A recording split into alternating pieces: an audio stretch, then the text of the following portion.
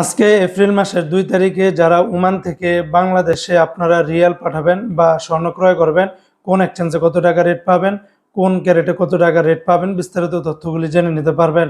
বন্ধুরা মনে রাখবেন, রেটটা যে কোনো সময় পরিবর্তন হতে পারে। তো আজকে যারা ওমান থেকে 24 ক্যারেটের প্রতি গ্রাম স্বর্ণ ক্রয় করলে 60 রিয়াল 450 পয়সা, 22 ক্যারেটের প্রতি গ্রাম 56 রিয়াল 450 পয়সা। এটা ছিল ওমানের একটা কোম্পানির রেট।